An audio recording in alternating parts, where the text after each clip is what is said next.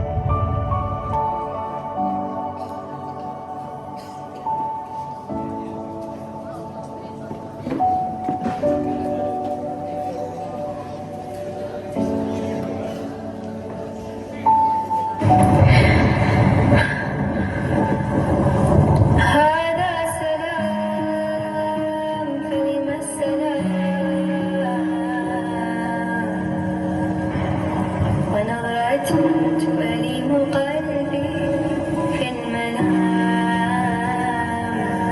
كلام ولا كلام وعين تنزف ماء في فضاء بين فضاء لا مكان له في الوجود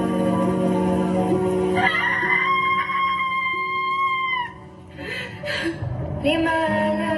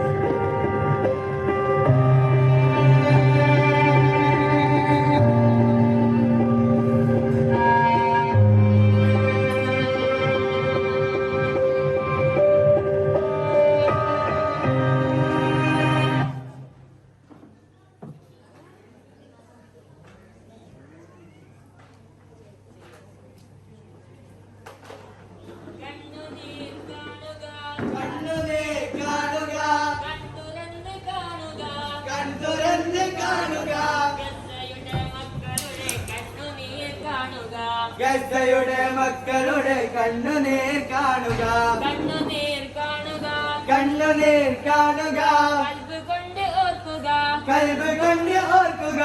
ഗസയുടെ മക്കളുടെ കണ്ണുനീർ ഓർക്കുക, ഗസയുടെ മക്കളുടെ കണ്ണുനീർ ഓർക്കുക, കണ്ണുനീർ കാണുക, കണ്ണുനീർ കാണുക, കൺതുറന്ന് കാണുക, കൺ തുറന്ന് കാണുക. ഗസയുടെ മക്കളുടെ കണ്ണുനീർ കാണുക.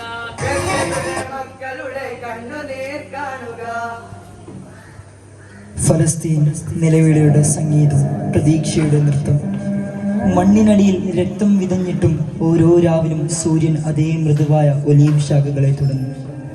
തീയിൽ കത്തിച്ച ഗ്രാമങ്ങൾക്കിടയിലും കുട്ടികൾ കല്ലുകളുമായി കളിക്കുന്നു. അതൊരു കളിയല്ല, അതൊരു പ്രസ്താവനയാണ്. തകർന്ന വീടുകളുടെ ചുവരുകളിൽ എഴുതപ്പെട്ടിരിക്കുന്ന പിതാക്കന്മാരുടെ സത്യങ്ങൾ. മണ്ണ് ഞങ്ങൾക്കുള്ളതും പ്രതീക്ഷ ഞങ്ങളുടെ ആയുധവുമാണ്. പലസ്തീൻ കണ്ണീർ മാത്രമല്ല, അത് പ്രതീക്ഷയുടെ മണം നിറഞ്ഞ ഒരു ഭൂമി.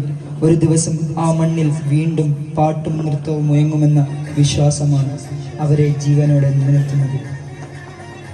കുഫിയ, മണ്ണിന്റെ കരുത്ത്, മുഖത്തിന്റെ പതാക. കറുപ്പും വെളുപ്പും ചേർന്ന ആ വസ്ത്രം ഒരു ചരിത്ര പുസ്തകം തന്നെയാണ്. കുഫിയയുടെ ഓരോ ചുരുളിലും പിതാക്കന്മാരുടെ പാടുകൾ ഉണ്ട്. അവരുടെ കഷ്ടപ്പാടും കരുത്തും ചേർന്ന് ഒരു ചിഹ്നമായി. ഒരു ചെറുപ്പക്കാരൻ കുഫിയ മൂടുമ്പോൾ അവൻ തൻ്റെ മുഖം മറക്കുന്നില്ല, അവൻ തൻ്റെ അസ്തിത്വം പ്രദർശിപ്പിക്കുന്നു. കുഫിയ ഇനി വസ്ത്രം മാത്രമല്ല, അത് പ്രതിരോധത്തിന്റെ ചിഹ്നം.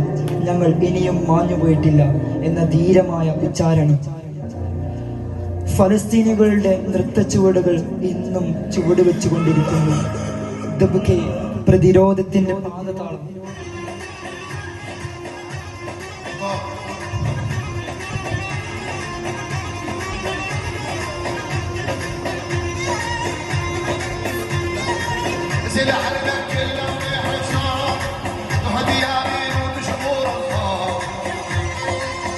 അവർ പറയുന്ന കഥകൾ മണ്ണിന്റെ മണം വഹിക്കുന്നു. ഒരു ഗ്രാമം ഇല്ലാതായി, പക്ഷേ അതിന്റെ ഇന്നും മണ്ണിൽ നടക്കുന്നു. അവരുടെ കഥകൾ ഇങ്ങനെ തുടങ്ങും. അവസാനത്തിൽ ഒരേ വാക്ക്, ഇനിയും ഞങ്ങൾ ഇവിടെ ഉണ്ടാകും.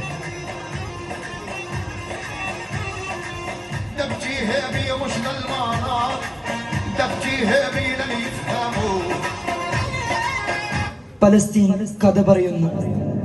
കഹാവത്തി, അവർ പറയുന്ന കഥകൾ മണ്ണിന്റെ മണം വഹിക്കുന്നു. ഒരു ഗ്രാമം ഇല്ലാതായി, പക്ഷേ അതിന്റെ നീൽ ഇന്നും മണ്ണിൽ നടക്കുന്നു. അവരുടെ കഥകൾ ഇങ്ങനെ തുടങ്ങും. അവസാനത്തിൽ ഒരേ വാക്ക്, ഇനിയും ഞങ്ങൾ ഇവിടെ ഉണ്ടാകും. ഞങ്ങളുടെ കഥകൾ ഇനിയും ഇവിടെ ഉണ്ടാകും. ഫലസ്തീൻ പ്രതിരോധത്തിന്റെ സംഗീതം തീർത്ത നാട്. ഫലസ്തീനിന്റെ സംഗീതോപകരണങ്ങൾ ഒരു വേദനയുടെ വാദ്യമാണ്. ദർബൂക്കയുടെ ഓരോ താളവും അവരുടെ ഹൃദയമിടിപ്പാണ്. ഊതിന്റെ ഓരോ നാദവും വീട് നഷ്ടപ്പെട്ടവരുടെ നിശബ്ദ കയ്യടിയാണ്. കവിതയിൽ അലിഞ്ഞ ഫലസ്തീൻ. ഫലസ്തീൻ ഒരു ഭൂപടത്തിൽ അടയാളപ്പെടുത്തിയ ദേശമല്ല, അത് മണ്ണിനോട് ചേർന്ന ആത്മാവാണ്. ദർവേഷിന്റെ കവിതകൾ രക്തത്തിൽ നിന്ന് പൂത്ത പൂക്കൾ പോലെയാണ്.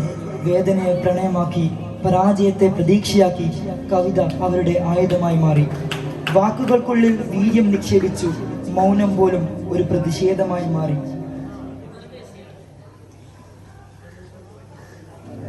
കുഫിയയുടെ ചലനം കാറ്റിൽ പാറുമ്പോൾ ആകാശം തന്നെ ചാരുതയുടെ നിശബ്ദമാകും. ദബുക്കയുടെ താളത്തിൽ ഭൂമിയുടെ ഹൃദയം തന്നെ മിടിക്കും.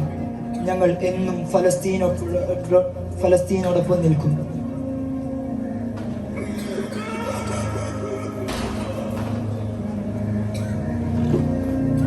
ഒരു നിമിഷത്തേക്ക് നമുക്കേവർക്കും ഒന്ന് എണീറ്റ് നിൽക്കാം.